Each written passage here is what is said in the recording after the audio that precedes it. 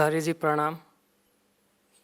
आपने बताया मैं को जानना ही अध्यात्म है और ये मैं मुक्ति चाहता है, तो ये मैं अपना ऊंचे से ऊंचा लक्ष्य कैसे निर्धारित करे जिससे वो मुक्ति की ओर जाए। मैं कभी भी कोई सिद्धांत नहीं होता, मैं कोई कल्पना नहीं है, मैं कोई एब्स्ट्रैक्शन नहीं है। मैं हमारी ज़िंदगी का नाम है। मैं चलती फिरती सांस लेती हमारी वास्तविकता का नाम है। ठीक है ना? तो ये मैं मुक्ति चाहता ही इसीलिए है क्योंकि इसकी वास्तविकता में बंधन बहुत हैं। नहीं होते बंधन तो मुक्ति की क्या बात। उन बंधनों का दर्द ही तो मैं को मुक्ति के लिए प्रेरित करता है ना। आप आज़ाद हैं, स्वस्थ हैं, प्रफुल्लित हैं, तो आपको फिर कुछ भी चाहिए क्यों? फिर तो मौज ही मौज। कुछ गलत है, कुछ गड़बड़ है, तभी तो बदलाव चाहिए ना। तो शुरुआत यही जानने से करनी पड़ती है कि क्या गलत है, क्या गड़बड़ है, क्या झूठा है, कहाँ फंसे हुए हैं, क्या समझ में नहीं आया है, भ्रम कहाँ पर है, किस चीज़ का डर है। तो अपनी ज़िंदगी को देखना होता है, अपनी बीमारी को पहचानना होता है, वहाँ से इलाज की शुरुआत हो जाती है। यही अध्यात्म है, अपनी ज़िंदगी को देखना। अपनी ज़िंदगी को देखना माने किसको देखना? अहम की अवस्था को देखना। अपनी ज़िंदगी को देखना माने अहम की सच्ची अवस्था को देखना, जिसका वो अनुभव करता है रोज़ रोज़। किताबी बात नहीं, जिसमें वो रोज़ जीता है। दफ्तर जाता है, व्यापार करता है, पैसे गिनता है, तनख्वाह पाता है, तनख्वाह देता है, आगे के लिए कुछ उम्मीदें हैं, किसी से अनबन है, किसी से दोस्ती है, किसी से बैर है ना। कुछ अपेक्षाएं हैं जो पूरी नहीं हुई, कुछ मिला हुआ है जिसके खो जाने का डर है। ये सब मैं की जिंदगी की झलकियां हैं। इन्हीं को ईमानदारी से देखकर, इन्हीं को करीब से परख कर तुरंत पता चल जाता है कि कौन सी बीमारी इलाज मांग रही है।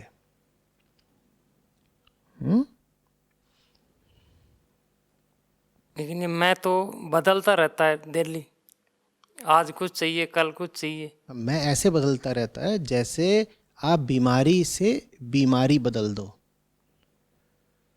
जैसे आप बीमारी से बीमारी बदल दो। कि कोई भीतर आपके ऐसा वायरस लगा हो जिसकी वजह से 8, 10, 50 तरह के लक्षण, सिम्टम्स आते हों। तो सुबह उठे तो पूरे शरीर में हड्डियों में दर्द था, ठीक है, नाश्ता करा तो उल्टी आ गई, फिर बैठ गए टीवी के सामने तो धुंधला धुंधला हो रहा है, दिखाई नहीं दे रहा ठीक से, थोड़ी देर में सर दर्द होने लग गया। ये क्या हो रहा है? क्या बदल रहे हैं? लक्षण बदल रहे हैं। मैं जिस बीमारी से संबंधित है वो बदल रहा है। मूल बीमारी तो यथावत। मूल बीमारी क्या? वो मैं ही मूल बीमारी है। वो जिनके साथ संबद्ध होता रहता है वो बदलते रहते हैं, पर संबद्ध होने की वृत्ति नहीं बदलती। कभी वो ये पकड़ता है, इससे उसको एक बीमारी लगती है, कभी वो ये पकड़ता है, इससे उसको दूसरी बीमारी लगती है, कभी वो ये पकड़ लेता है, कभी अपना ही मुंह पकड़ लेगा, कभी किसी और को पकड़ लेगा। ये उसका काम है, पकड़ना। और जिस भी चीज को वो पकड़ता है वो एक बीमारी ही होती है। हाँ, ये अलग बात है कि जब वो पकड़ता है तो ये सोचे पकड़ता है मैं इलाज पकड़ रहा हूं। मैं इसको पकड़े था, बड़ी तकलीफ हुई, बड़ी तकलीफ। जब तकलीफ हुई तो मैं क्या चाहूंगा? इलाज। तो मैं क्या करूंगा? मैं इसको पकड़ लूंगा। कुछ समय के लिए राहत मिलेगी। क्या राहत मिलेगी? जिस प्रकार का दर्द इससे होता था उस प्रकार का दर्द इससे नहीं होगा, तो मुझे यही लगेगा कि मैं सफल हो गया दर्द को मिटाने में। समझना, दर्द नहीं मिटा है, जिस प्रकार का दर्द इससे मिल रहा था उस प्रकार का दर्द इससे नहीं मिल रहा, तो कुछ समय के लिए राहत जैसी लगेगी, लेकिन ये एक नए तरीके का, नए प्रकार का दर्द देगा। जब तक वो समझ में आने लगेगा तब तक कोशिशें शुरू हो जाएंगी इसको पकड़ने की। यहां वैसा दर्द नहीं मिलेगा जैसा इससे मिलता था, तो हम खुश हो जाएंगे, हम कहेंगे देखो सफल हो गए। तीसरे प्रयास में सफलता मिल ही गई, कुछ ऐसा मिल गया जो वैसा दर्द नहीं दे रहा जैसा ये देता था, जैसा ये देता था, लेकिन ये फिर अपने तरीके का एक अलग दर्द देगा। तो हम क्या कर रहे हैं? हम बीमारी से बीमारी तक भाग रहे हैं, दर्द से दर्द तक भाग रहे हैं। जब हम कहते हैं ना मैं बदलता रहता है, तो वास्तव में वो बीमारियां बदलती रहती हैं, वो विषय बदलते रहते हैं जिससे मैं जुड़ता है, संबंधित होता है। वृत्ति नहीं बदलती। वृत्ति अगर तुम बदल डालो तो फिर तो आज़ाद ही हो गए, वृत्ति यथावत रहती है। तो इसका निदान क्या है? किसका? अरे तुम बीमारी तो निश्चित करो ना। ये मैं एक निश्चितता पे डट जाए। मैं कहाँ फंसा हुआ है पहले ये देखो। वो सब अनिश्चित हैं, वो सब क्षणिक हैं, पहले ये देखो। इसको पकड़े पकड़े पूछोगे कि इलाज क्या है, तो कोई इलाज नहीं है। इसका नाम पहले ठीक रखो, पहले जानो कि ये बीमारी है। ये कोई फैशन की बात थोड़ी है कि सब अध्यात्म करते हैं तो हम भी करेंगे। आपको साफ दिखाई देना चाहिए पहले कि जिंदगी में खटपट है, तब इस बात का कुछ तुक बनता है कि आप अध्यात्म की ओर आए, मन को समझने की कोशिश करें। जो व्यक्ति अपने जीवन की बात नहीं कर रहा और फिर भी मुक्ति मांग रहा है, मैं उससे पूछूंगा मुक्ति काहे से मांग रहे हो, किससे चाहिए मुक्ति? जब तुमको अपनी तकलीफ ही नहीं पता तो बताओ इलाज किसका करें?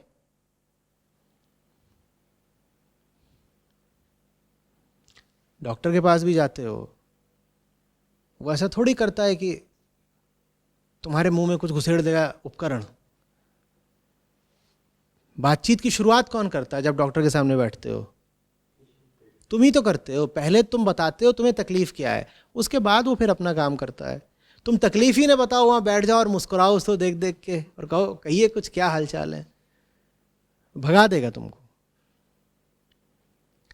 पहले अपनी तकलीफ तो स्वीकार करो। या कोई ऐसा हो जिसको कुछ ऐसी गुप्त तकलीफ होगी, डॉक्टर को भी नहीं बताना चाहता, तो डॉक्टर क्या कर लेगा?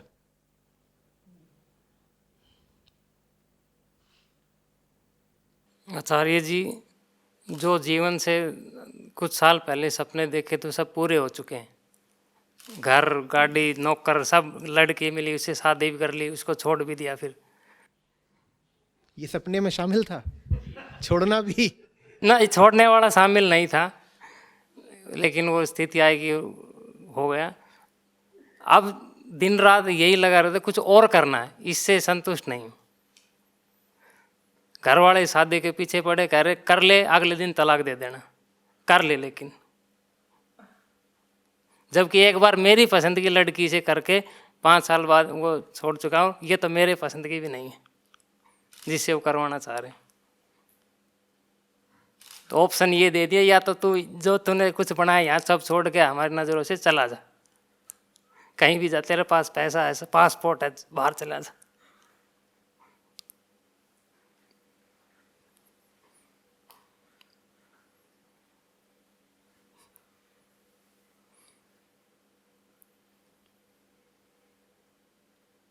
सवाल ये नहीं है कि घर वाले कह क्या रहे हैं, सवाल ये है कि सुनने की तुम्हारी मजबूरी क्या है। मजबूरी यही है कि मैं इस स्थिति में अपने आप को और नहीं रख सकता, तो मैं जाना ही चाहता हूँ। कहाँ जाना चाहते हो? घर से बाहर? हाँ, जैसा पहले शुरू किया था, मैं कहीं भी कुछ और कर सकता हूँ। तो चले जाओ।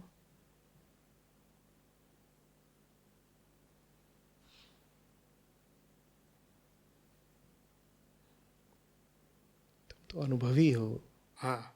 देख ली चीज़ें, समझते हो बातों को।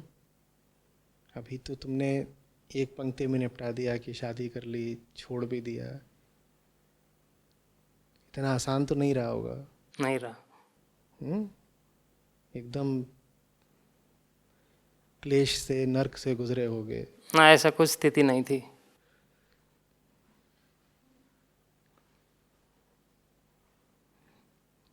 मतलब मैंने कहा ना कि मन एक तरह निश्चितता से नहीं रुक रहा है। तो पहले तो उससे शादी कर ली, फिर ख्याल आया this is not what I wanted, अनुलमेंट लगा दिया, नल एंड वॉइड।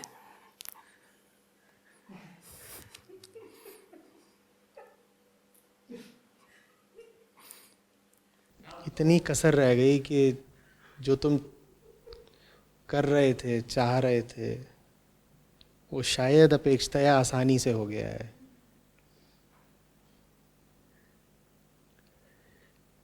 नहीं तो ऐसे मामलों में ऐसे ऐसे भी पेंच आ सकते हैं कि फिर जीवन भर के लिए सीख मिल जाए।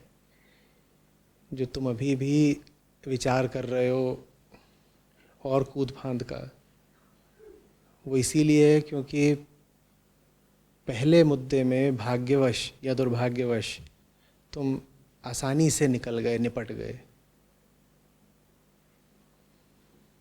तो कड़ी सीख मिली नहीं। नहीं, सीख मिल गई, शादी नहीं करनी अब। कहाँ मिली है? मिली होती तो ये सवाल नहीं आता। मैंने घर वालों को बोल दिया नहीं करूँगा, कह रहे कर ले, तलाक दे देना अगले दिन। तुम दोहरा रहे हो एक ही बात को। अगर तुम्हें सीख मिल गई होती तो फिर तुम्हें क्या मजबूरी रहती इन सब बातों को सुनने की। घर वाले भी तुमसे अगर कुछ कह रहे हैं तो उन्हें कहीं ना कहीं दिख रहा है कि तुम पर दबाव बनाया जा सकता है। उन्हें अभी भी उम्मीद या संभावना दिख रही है कि तुमसे कुछ कहेंगे तो तुम मान लोगे, इसलिए कह रहे हैं। अगर तुम्हें वाकई सीख मिल गई होती तो घर वालों को भी दिख रहा होता कि इससे कुछ भी कहने का कोई लाभ नहीं है।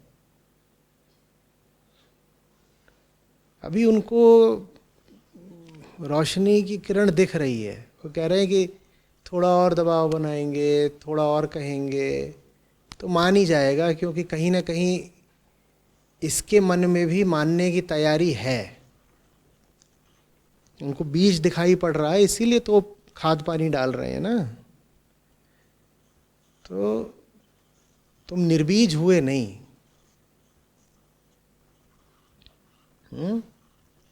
अब निर्बीज होने के दो तरीके हैं। या तो पिछले अनुभव में जो कसर बाकी रह गई थी वो पूरी करने के लिए दोबारा वैसा ही कोई अनुभव आमंत्रित कर लो, या फिर बुद्धिमानी से, विवेक से कहो कि एक बार जो करा उसी पर गौर करूँगा, उसी से समझूंगा। पूरी एक प्रक्रिया रही होगी जो कुछ महीने, कुछ साल चली होगी। क्या होता है, कैसे होता है, कहाँ से उठता है आकर्षण, फिर कहाँ से आती है विवाह की संस्था, फिर सपने ध्वस्त कैसे होते हैं, फिर दुख क्या चीज़ होती है, फिर अलग होना क्या होता है। जिसको समझना होगा वो इन बातों पे गौर कर लेगा ना।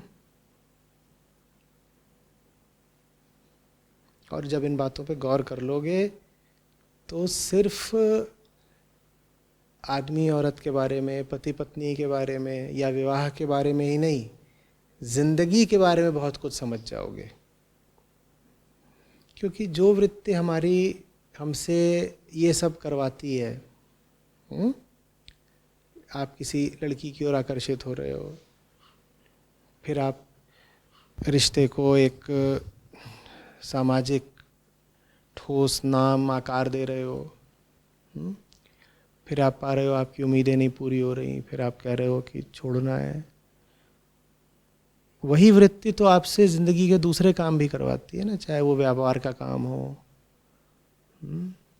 चाहे कोई भी हो। वृत्ति तो एक ही है जो इधर उधर ठिकाना ढूंढ रही है, चैन मांग रही है। कभी वो पत्नी में चैन मांगती है, कभी पैसे में मांगती है, कभी पासपोर्ट में मांगती है। एक मुद्दे को ठीक से समझ जाओ, एक मुद्दे से ही ठीक से सीख ले लो, तो बाकी सब मुद्दों में बेवकूफ़ नहीं बनना पड़ेगा। और जो लोग सीख नहीं लेते, समझना नहीं चाहते, उनको सज़ा क्या मिलती है? वो पुरानी गलतियां ही बार बार दोहराते हैं। नहीं तो एक गलती काफ़ी होती है सब गलतियों से छूट पा लेने के लिए।